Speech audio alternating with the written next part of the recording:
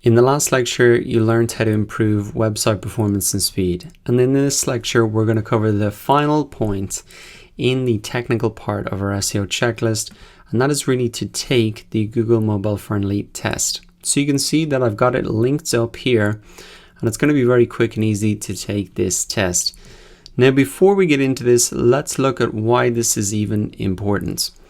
Well, your site should really deliver a great user experience across all devices.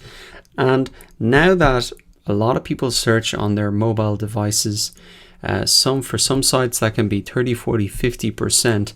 If you don't have a site that's mobile friendly, you could be missing out on a massive part of your business. As well as it being important for user experience, it's actually now part of Google's algorithm. Google's algorithm will favor mobile friendly sites. So what Google is essentially favoring are websites that look like this, that it's when you click through on a mobile device, it's easy to use, etc. That you don't need to tap, zoom, etc.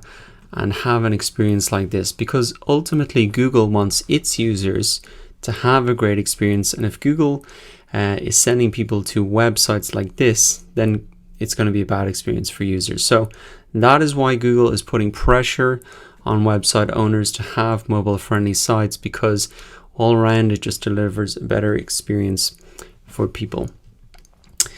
To take this test is very simple. You just come into this tool, you just type in your URL and you click analyze.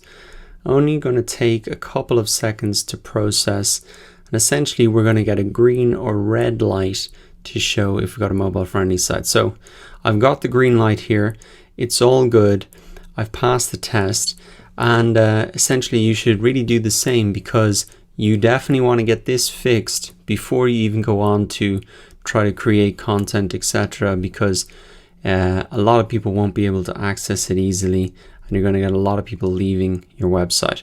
So it's a very quick test. I'd make sure you go ahead and check that out. And that really wraps up the technical part of our SEO checklist. In our next lecture, we're really going to be getting into the keyword research process, starting with our keyword strategy. I'll see you there.